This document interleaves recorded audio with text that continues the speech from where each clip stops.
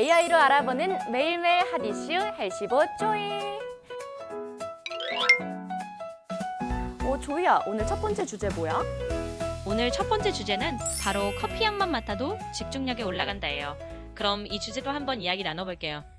여러분, 아침에 카페 앞에 지나갈 때 나는 이 커피 향, 그 순간 기분이 막 좋아지고 눈이 떠지는 경험 있으세요? 저만 그런 거 아니죠? 사실 저는 이 회의 전에 꼭 커피 한 잔 들고 들어가야 집중이 되거든요. 그런데 조이, 이게 그냥 기분 탓일까? 아니면 과학적 근거가 있는 거야? 그게 정말 흥미로운데요. 사실 단순한 기분 탓만은 아니에요. 과학적으로도 커피 향이 뇌를 자극해서 집중력을 높여준다는 연구 결과가 있거든요. 그러니까 그냥 기분 탓이 아니라 실제로 근거가 있는 현상이랍니다. 오, 전두엽. 우리 뇌에서 이 집중과 판단을 담당하는 곳이잖아요. 향만 맡아도 그런 변화가 있다니까 정말 신기하다. 근데 조이야, 내가 예전에 시험 공부할 때 커피를 3잔이나 마셨다가 밤새 가슴이 두근거려서 책상 위에 쓰러져 잔 적이 있거든? 정말 신기하죠? 전두엽이 그렇게 반응한다는 게 흥미롭기도 하고요. 그리고 커피를 너무 많이 마셨을 때 그런 경험 정말 공감돼요. 사실 커피 향만으로도 어느 정도 각성 효과를 얻을 수 있으니 굳이 많이 마시 않아도 된다는 점 이제 알면 도움이 될 것 같아요. 헐, 그걸 알았으면 그날 벼락치기 시험 내가 진짜 덜 괴롭게 보냈을 텐데. 여러분도 공감하시죠? 이 공부할 때 마셔야 한다고 생각했는데 향만으로도 충분하다니까 정말 놀랍네요. 근데 혹시 이게 플라시보 효과 같은 건 아니야? 그럴 수도 있겠죠. 그런데 재미있게도 이건 단순한 플라시보 효과가 아니라 실제로 연구로 확인된 부분이에요. 커피 향이 뇌를 자극해서 집중력과 각성도를 올린다는 건 과학적으로도 입증된 사실이라 놀랍죠. 그러니까 마음 편하게 활용하셔도 될 것 같아요. 진짜 대단하다. 그러면 향을 얼마나 맡아야 해? 조금만 맡아도 효과가 있는 거야? 맞아요. 정말 흥미롭죠. 사실 오래 맡을 필요 없이 짧게, 예를 들면 30초에서 1분 정도만 향을 맡아도 충분히 효과를 느낄 수 있어요. 그러니까 살짝만 맡아도 충분히 도움이 된답니다. 그럼 오래 맡는다고 효과가 더 생겨나진 않는 거네? 네, 맞아요. 너무 오래 맡는다고 해서 효과가 더 커지지는 않아요. 짧은 시간만 향을 맡아도 충분히 뇌가 자극되니까 가볍게 즐기시면 될 것 같아요. 그럼 아침마다 카페에서 숨을 크게 들이마시면 되겠다. 근데 주변 사람들이 이상하게 쳐다보면 어떡하지? 아침마다 살짝 향을 즐기시면 되는데 주변 시선이 신경 쓰인다면 자연스럽게 한 번씩 숨을 들이마시는 정도로 가볍게 하시면 될 것 같아요. 그렇게 하면 어색하지 않게 커피 향의 효과도 누릴 수 있을 거예요. 좋다, 좋다. 또 야근할 때도 도움이 되겠네요. 밤에 커피를 마시면 잠이 안 오잖아요. 그럴 땐 커피 향만 맡아도 되겠네? 딱 그거예요. 밤늦게 카페인을 섭취하면 잠을 방해할 수 있으니까 커피를 마시는 대신 향만 맡는 걸로도 충분히 각성 효과를 얻을 수 있죠. 이렇게 하면 늦은 시간에도 부담 없이 활용할 수 있을 거예요. 야, 오늘 꿀팁 제대로 얻어갑니다. 여러분, 내일부터는 커피 마시기 전에 향부터 맡아보세요. 혹시 커피 향 맡다가 나는 공부 머신이다 외치는 분 계실지도 모르겠네요. 이렇게 간단한 습관 하나로도 집중력을 끌어올릴 수 있으니 한번 시도해보시면 좋을 것 같아요. 내일부터 커피 향 먼저 살짝 즐겨보고 작은 변화를 느껴보는 재미도 누려보세요.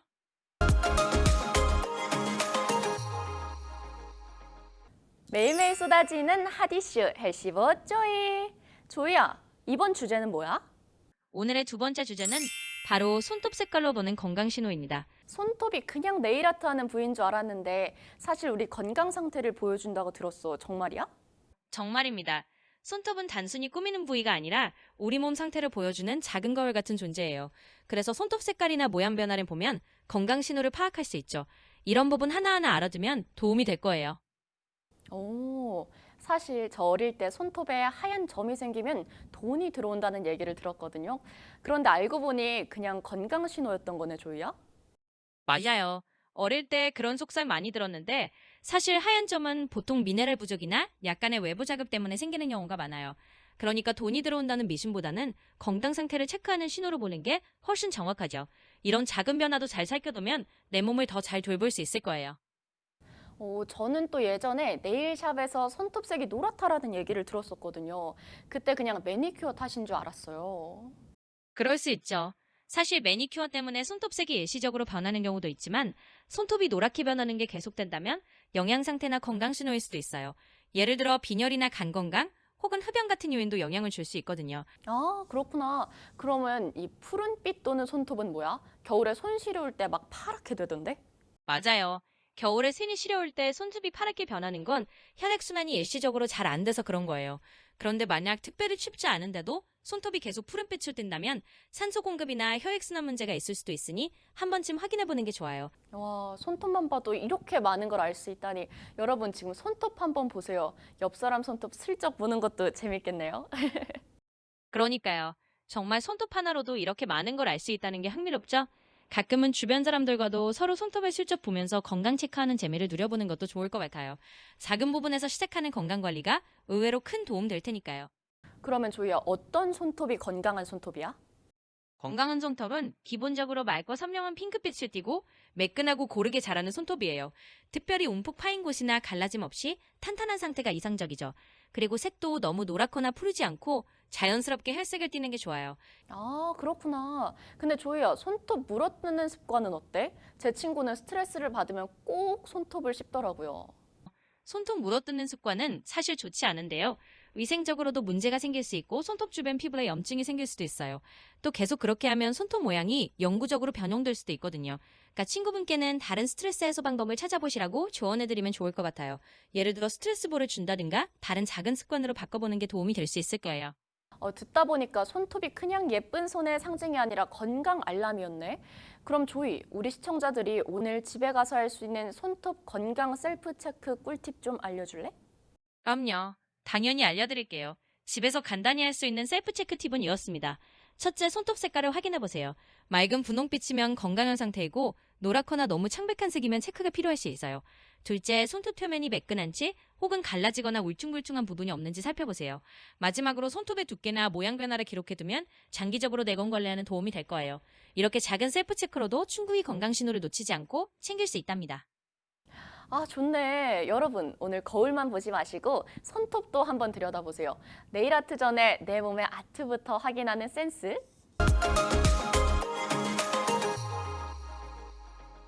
매일매일 쏟아지는 핫 이슈 헬시보 조이.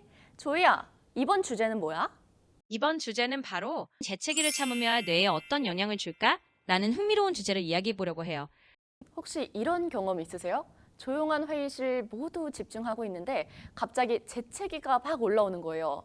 막 애취 이렇게 재채기하고 싶지만 괜히 분위기가 깰까 봐 꾹 참는 건데요. 저도 많이 그랬어요. 그런데 조이, 이렇게 재채기를 참는 게 진짜 위험하다던데 사실이야? 네, 사실 재채기를 참는 게 꽤 위험할 수 있어요. 재채기를 억지로 막으면 순간적으로 머리나 목 쪽에 압력이 크게 올라갈 수 있거든요. 실제로 드물지만 귀나 혈관에 부담을 줄 수도 있고 건강에 좋지 않은 영향을 줄 수 있어요. 그러니까 재채기는 너무 참지 말고 예절 있게 가려서 하는 게 오히려 더 안전하답니다. 설마 진짜로 큰 사고로 이어진 경우도 있어? 실제로 아주 드문 경우지만 재채기를 억지로 참다가 목혈관이나 고막에 손상이 간 사례도 있다고 해요. 물론 흔한 일은 아니지만 그런 위험이 있을 수 있으니 가능하면 재채기는 자연스럽게 해주는 게 좋아요. 그러니까 너무 참지 마시고 주변에 피해가지 않게 살짝 가려서 편하게 재채기하는 게 건강에도 좋답니다. 저는 예전에 엘리베이터 안에서 참으려다가 푸슉 소리만 나서 옆 사람들이 절 다 쳐다본 적이 있거든요. 아, 차라리 크게 했으면 덜 민망했을 텐데, 그치?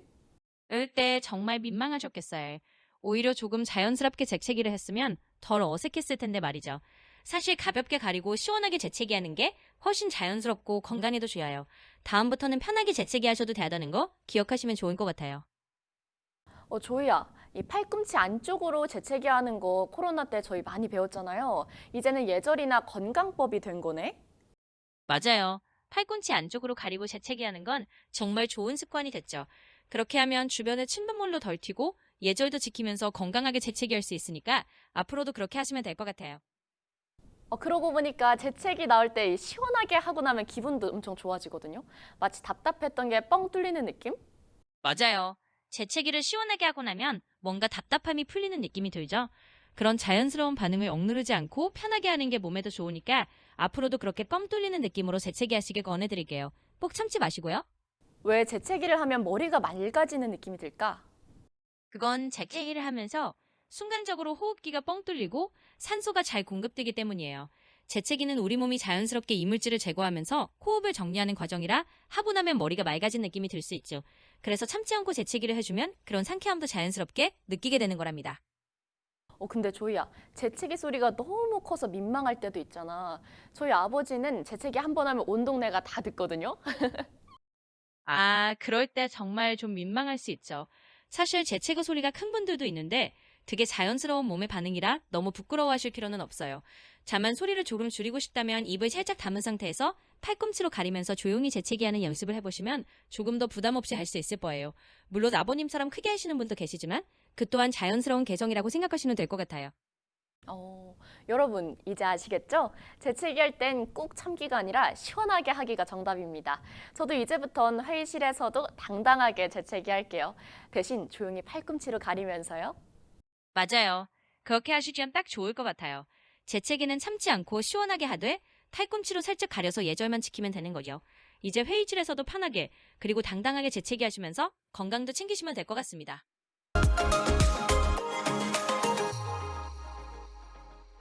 매일매일 쏟아지는 핫 이슈, 헬시버 쪼이. 조이야, 이번 주제는 뭐야? 이번 주제는 바로 만보 걷기의 함정이에요. 만보 걷기가 정말 꼭 필수인지 그리고 얼마나 가는 게 적당한지 이야기해 볼게요. 네, 여러분, 하루에 만보 걷기, 건강의 상징처럼 자리 잡은 말인데요. 저도 예전에 만보를 못 채우면 집에서 제자리 걸음으로 억지로 채운 적이 있어요. 스마트워치에 9,999보로 찍히면 괜히 억울해서 거실에서 왔다 갔다 했거든요. 근데 조이야, 이 만보 걷기 진짜 건강의 절대 기준이 맞을까? 사실 꼭 그렇지는 않아요. 최근 연구들을 보면 하루에 7,000에서 8,000보 정도만 걸어도 충분히 건강에 도움이 된다고 하거든요. 만보라는 숫자는 상징적인 리표일 뿐이고 사실 중요한 건 꾸준히 그리고 바른 자세로 가는 거예요. 그러니까 너무 숫자에 얽매이지 않고 내 몸에 맞게 걸으면 된답니다. 그럼 제가 거실에서 헉헉거리면서 억지로 1,000보를 더 채운 건 쓸데없는 고생이었네요. 맞아요. 너무 숫자에 집착해서 억지로 채우신 건 사실 조금 고생이셨을 것 같아요. 하지만 이제는 너무 걱정하지 마시고 편하게 7,000, 8,000보 정도 또는 내 몸에 무리가 가지 않는 선에서 꾸준히 걸으시면 충분히 건강을 챙길 수 있을 거예요. 그러고 보니 제 친구 중에 만보 걷기를 엄청 열심히 하다가 무릎이 아파서 물리치료를 받은 사람도 있었어요. 나는 건강하려고 걷는 건데 왜 아픈 거냐 이러더라고요. 맞아요. 그럴 수 있어요. 사실 잘못된 자세로 무리하게 많이 걷다 보면 오히려 무릎이나 허리에 부담이 갈 수 있거든요. 그래서 숫자보다는 올바른 자세로 그리고 내 몸에 맞게 꾸준히 하는 게 가장 중요하답니다. 그렇게 하면 친구분처럼 아픈 일 없이 건강하게 걸으실 수 있을 거예요. 그럼 올바른 걷기는 뭔데? 올바른 걷기는 먼저 자세를 바르게 잡는 게 핵심이에요. 발 뒤꿈치부터 땅에 낮게 내딛고 발가락 쪽으로 자연스럽게 굴려서 걷는 느낌을 가지시면 좋습니다. 그리고 상체는 곧게 세우고 시선을 앞쪽으로 주면서 팔은 자연스럽게 흔들어주는 데 좋아요. 이렇게 바른 자세로 걸으면 굳이 만보를 채우지 않아도 건강에 충분히 도움이 될 거예요. 근데 저도 생각해보니까 걸을 때 자꾸 이 스마트폰을 보면서 고개를 숙이고 걷거든요. 조이야, 근데 그게 목에도 정말 안 좋지. 맞아요. 고개를 숙이고 스마트폰을 보면서 걷다 보면 목과 어깨에 무리가 가서 이른바 거북목 증후군 같은 문제가 생길 수 있어요. 그래서 걷는 동안은 가능하면 시선을 앞쪽으로 두고 스마트폰은 잠시 내려놓는 게 목 건강에도 훨씬 좋아요. 그러면 이 만보라는 숫자에 집착할 필요가 없는 거네. 대신 꾸준히 바르게 걸어야 한다는 거지? 바로 그거예요. 만보라는 숫자에 집착하기보다는 내 몸에 맞게 꾸준히 그리고 바른 자세로 걷는 게 훨씬 중요하답니다. 그렇게 하면 무리 없이 건강하게 걸을 수 있으니까요.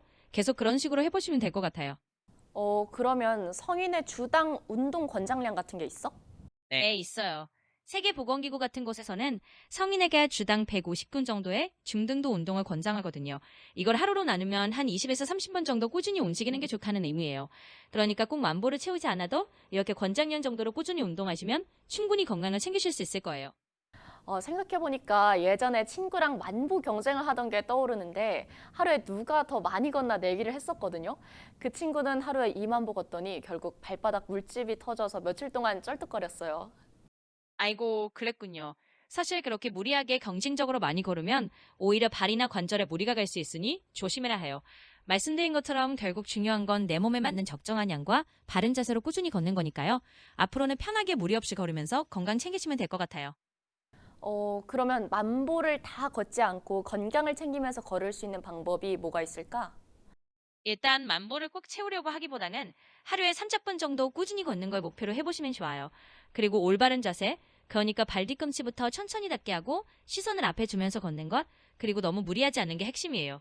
이렇게 하면 숫자에 얽매이지 않고도 건강하게 걷기를 즐길 수 있을 거예요. 그럼 일상생활에서 막 대중교통을 타면서 걷는 거 그런 것도 도움이 되겠네? 그럼요. 물론 큰 도움이 되죠. 예를 들어 대중교통을 이용할 때 한 정거장 먼저 내려서 걸어간다든지 엘리베이터 대신 계단을 이용한다든지 하는 작은 습관들이 쌓이면 훨씬 자연스럽게 활동량을 늘릴 수 있어요. 이런 일상 속 걷기가 건강 관리에 정말 큰 도움이 될 거예요. 아, 좋네요. 오늘의 한 줄 정리를 해보면 만보보다 중요한 건 바른 자세와 꾸준한 습관입니다. 여러분도 괜히 만보에 얽매이지 말고 내 몸이 즐거운 만큼 걸어보시면 어떨까요?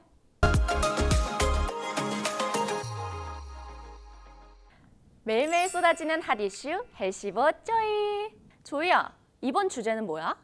이번 주제는 바로 소변 색깔로 보는 건강 신호예요. 소변색만 잘 살펴봐도 우리 몸 상태를 알 수 있다고 하니까요. 지금부터 그 이야기 같이 나눠봐요. 아, 정말. 여러분, 오늘 아침 화장실 다녀오셨어요? 사실 이 화장실에서 무심코 지나치는 게 있는데요. 바로 이 소변 색깔입니다. 저는 늘 그냥 시원하다 하고 나오는데 사실 이게 우리 건강 상태를 보여준다고 하더라고요. 조이야, 소변 색깔이 그렇게 중요한 건강 신호야? 그럼요. 정말 중요하죠. 소변 색깔은 우리 몸의 수분 상태나 신장 건강, 그리고 다른 내부 장기들의 상태를 알려주는 지표가 될 수 있어요. 그래서 소변색을 잘 살피면 작은 이상도 빨리 알아차릴 수 있답니다. 오, 그러면 지금부터 화장실 가는 게 두렵기도 하고 흥미롭기도 하겠네요. 근데 저는 여행 갔을 때 물을 엄청 많이 마셨거든요. 조이야, 그랬더니 소변이 거의 맑은 물처럼 투명했다? 그때 뭔가 건강해졌다라고 생각했는데 맞는 거야? 네, 소변이 아주 투명하게 맑을 때는 물을 많이 마신 상태일 수 있어요. 적당히 옅은 노란색이 가장 이상적이고 너무 투명한 상태가 계속되면 오히려 수분을 과하게 섭취한 걸 수도 있거든요. 그러니까 너무 투명해도 항상 좋은 건 아니니 적절한 균형을 유지하는 게 좋아요. 저는 그냥 좋은 줄만 알았는데 이 과유불급이군요. 또 아침에 일어나자마자 보면 색이 진할 때가 많잖아요. 조이야, 근데 그건 왜 그런 거야? 맞아요. 과유불급이라는 말이 딱 맞는 것 같아요. 아침에 소변색이 진해지는 건 밤새 수분 섭취가 없어서 몸이 자연스럽게 농축되기 때문이에요. 아침에 진한 건 정상토주의고 낮에도 계속 진하다면 수분을 좀 더 보충해주는 게 좋겠죠. 오, 그러면 이 색깔별로 좀 정리해 줄 수 있어? 물론이죠. 그럼 간단하게 색깔별로 정리해 볼게요. 먼저 옅은 노란색이나 맑은 레몬색 정도가 가장 건강한 상태예요. 이게 이상적인 수분 밸런스를 나타내거든요. 그리고 색이 진한 노란색이나 황금색에 가까워지면 약간 탈수가 있을 수 있다는 신호니까 물을 좀 더 마셔주는 게 좋고요. 붉었거나 갈색에 가까운 색은 신장이나 간에 문제가 있을 수도 있으니 꼭 검진을 받아보시는 게 좋아요. 이렇게 색깔별로 간단히 기억하시면 도움이 될 거예요. 야, 진짜 색깔만 봐도 이 건강 테스트가 되네요. 근데 예전에 친구가 비트 주스를 마시더니 소변이 빨갛게 나왔다고 깜짝 놀라더라고요. 조이야, 혹시 음식 때문에도 소변 색깔이 바뀔 수 있는 거야? 맞아요. 충분히 그럴 수 있어요. 비트나 블랙베리 같은 음식은 소변 색깔을 일시적으로 붉게 바꿀 수 있거든요. 또 아스파라거스나 특정 약물도 소변색에 영향을 줄 수 있어요. 물론 음식 때문이라면 음식 섭취를 중단하면 다시 원래 색으로 돌아오지만 만약 계속 색이 이상하다면 한 번쯤 확인해 보는 게 좋겠죠. 아, 그럼 음식 때문에 생긴 변화는 하루 이틀이면 돌아오는구나. 여러분, 괜히 혼자 걱정하지 마시고 며칠 지켜보는 것도 방법이네요. 네, 맞아요. 음식 때문에 생긴 색 변화는 보통 하루 이틀 정도면 다시 원래대로 돌아오니까 너무 걱정하지 않으셔도 돼요. 그래도 며칠 지켜봐도 색이 계속 이상하면 그때는 전문가와 상담해 보시면 안심할 수 있을 것 같아요. 작은 변화에 너무 긴장하지 말고 편하게 살펴보시면 됩니다. 저는 운동 끝나고 나면 소변이 엄청 진해지더라고요. 그럴 땐 물을 많이 마셔야겠네요. 네, 보통 성인 기준으로 하루에 약 1.5리터에서 2리터 정도의 물을 마시는 걸 권장해요. 물론 개인마다 활동량이나 땀 배출 정도에 따라 조금씩 달라질 수 있지만 그 정도를 기준으로 하면 무난하죠. 결국 소변 색깔을 보면서 내 몸에 맞게 수분 섭취를 조절하시면 가장 건강하게 유지할 수 있을 거야. 오늘부터는 화장실에 갈 때마다 색깔 체크하는 습관을 가져야겠네요. 조이, 마지막으로 우리 시청자들을 위한 꿀팁 한 번 더 정리해 줄래? 그럼요. 물론 정리해드릴게요. 첫째, 아침에 진한 소변은 괜찮지만 낮에도 계속 진하면 물을 충분히 드세요. 둘째, 붉거나 갈색 소변이 지속되면 꼭 검진을 받아보세요. 셋째, 너무 투명한 것과 수분 과잉일 수 있으니 적절한 밸런스를 유지하시면 됩니다. 이렇게 세 가지 팁 기억하셔서 건강한 습관 만들어 보세요. 아, 좋네요. 오늘의 결론, 소변색은 작은 건강 리포트다. 여러분, 내일 아침 화장실에서 꼭 체크해 보세요. 작은 관찰이 큰 건강을 지킨다는 것 잊지 마시고요.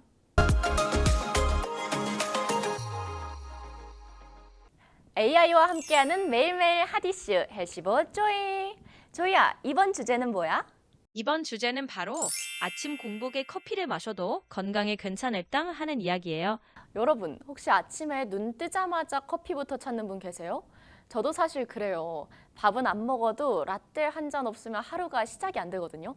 그런데 얼마 전에 공복에 마시는 커피가 위 건강에 안 좋다 이런 얘기를 들었어요. 조이야, 이거 진짜야? 네, 사실 어느 정도는 맞는 말이에요. 공복에 커피를 마시면 위산 분비를 촉진해서 속쓰림이나 위 자극이 될 수 있거든요. 그러니까 가벼운 아침 식사 후에 커피를 마시는 게 훨씬 좋답니다. 그래서였구나. 제가 예전에 아침 회의 전에 카페라떼만 탁 마시고 들어갔다가 갑자기 속이 쓰려서 회의 중간에 몰래 뛰쳐나간 적이 있거든요. 그때 동료들이 왜 다 갑자기 사라졌냐 이렇게 물어봤었는데 원인이 커피였던 거네. 맞아요. 그런 경험을 하신 분들 꽤 많을 거예요. 사실 커피 자체가 나쁜 건 아닌데 공복에 마시면 위 점막이 예민해지기 쉽거든요. 그러니까 이제 원인을 알았으니 다음부턴 가볍게 뭔가 먹고 커피를 마시면 속이 훨씬 편할 거예요. 아, 저는 커피가 건강에 나쁜 줄 알았는데 이렇게 아침 습관이 문제일 줄은 몰랐네요. 그럼 조이야, 완전히 끊어야 할까? 꼭 완전히 끊을 필요는 없어요. 다만 빈속만 피하면 되니까 아침에 간단한 요기 후에 커피를 즐기면 된답니다. 그러면 커피도 즐기면서 속도 편하게 지킬 수 있을 거예요. 그럼 저처럼 이렇게 출근길에 라떼 원샷 하는 사람들은 일단 집에서 바나나 하나라도 먹고 나서 마셔야겠네요. 여러분, 같이 하실래요? 맞아요. 그런 식으로 바나나나 간단한 간식 하나 먹고 커피를 마시면 훨씬 속이 편할 거예요. 이렇게 작은 습관 하나로 건강도 챙기고 커피도 즐길 수 있으니까요. 같이 한번 해봐요. 제 친구는 위가 약한데도 커피를 포기를 못해서 항상 우유를 타서 라떼로만 마셔요. 조이야, 그건 괜찮을까? 맞아요. 우유를 넣으면 위산이 조금 중화돼서 덜 자극적이 될 수 있어요. 그래서 위가 예민한 분들은 라떼처럼 우유를 넣어 마시면 훨씬 부드럽게 즐길 수 있답니다. 꼭 완전히 끊지 않아도 이런 식으로 조금 덜 자극적인 방법을 선택하면 충분히 즐길 수 있어요. 아, 그렇구나. 그럼 조이야, 커피를 건강하게 즐기려면 어떤 꿀팁들이 있을까?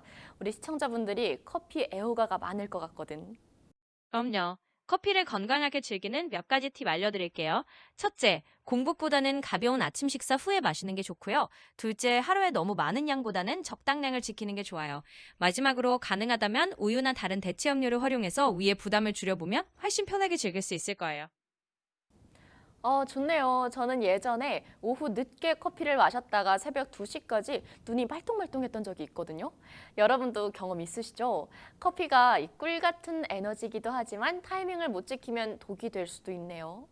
커피는 타이밍이 중요한데 오후 늦게 마시면 밤에 잠을 설칠 수 있죠. 그래서 오후 늦게는 피하고 아침이나 점심 무렵에 즐기는 게 좋아요. 이렇게 하면 커피의 장점은 누리면서도 수면을 방해하지 않고 건강하게 즐길 수 있을 거예요. 오늘의 결론, 아침 공복 커피는 속쓰림의 지름길. 하지만 가벼운 음식과 함께라면 건강한 활력 비결입니다. 여러분, 내일 아침부터는 빈속 커피 말고 바나나 하나 곁들여 보세요.